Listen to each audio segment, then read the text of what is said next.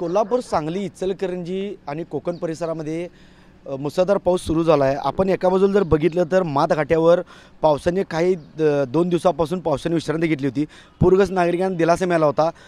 धरणातून पाणी सोडण्याचा विसर्ग कोयना राधानगरी कमी करण्यात आला होता, पण काल मध्यरात्रीपासून मुसळधार पाऊस पडत असल्यामुळे राधानगरी धरणातून सध्या 6 दरवाजे उघडून आलेले आहेत, तर 10,000 क्युसेस पाणी सोडण्यात आले आहे। तर कोयना धरणातूनही पाण्याचा विसर्ग मोठ्या प्रमाणात करण्यात आला आहे।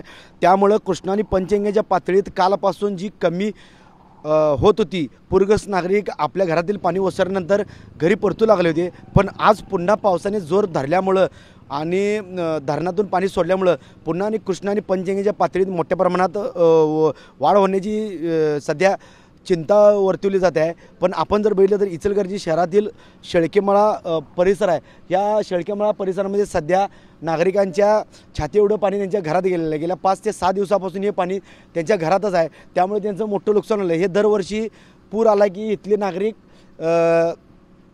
बाहेर जाऊन राहतात, पुन्हा येतात, पण त्यांच्या घराची पडझड होते, नुकसान होते। ओएसिस फर्टिलिटीच्या तज्ञांनी IVF उपचार पद्धतीद्वारे 1 लाखांहून अधिक जोडप्यांना मातृत्व प्राप्तीचा आनंद दिला आहे।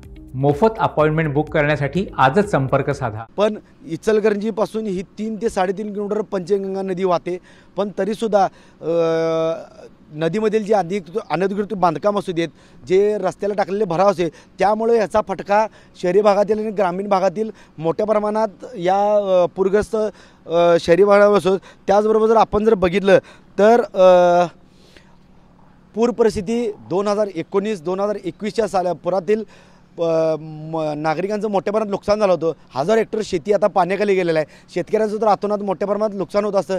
त्यांच्या जनावरांना पूर आल्यानंतर बाहेर जाऊन आलं होतं, चाऱ्याचा प्रश्न गंभीर बनलेला असतो। पण या सगळ्या ह्याच्यावर काहीतरी पर्याय काढावा किंवा अलमट्टी धरणातून पाण्याचा विसर्ग मोठ्या प्रमाणात करावा अशी मागणी भरपूर वर्षापासून होते, कारण की अलमट्टी धरण बांधल्यापासूनच हा पुराचा फटका सांगली, कोल्हापूर, इचलकरंजी, कोल्हापूरला मोठ्या प्रमाणात बसायला सुरुवात झाली। यामुळे शेती असू दे, शहरी भाग असू दे, घरं असू देत, जनावरं असू देत, मोठ्या प्रमाणात यांचं सध्या नुकसान होलं आहे। त्यामुळं या महापुराला जे कारणीभूत आहेत त्यांच्यावर काही ती कारवाई करून या महापुरातून कायमची सुटका करावी अशी शेतकरी वर्गातून आणि सर्वसामान्य वर्गातून सध्या मागणी जोर धरलेली आहे। कॅमेरामॅन सुशांत राऊतचं मी साईनाथ जाधव, TV9 मराठी, इचलकरंजी।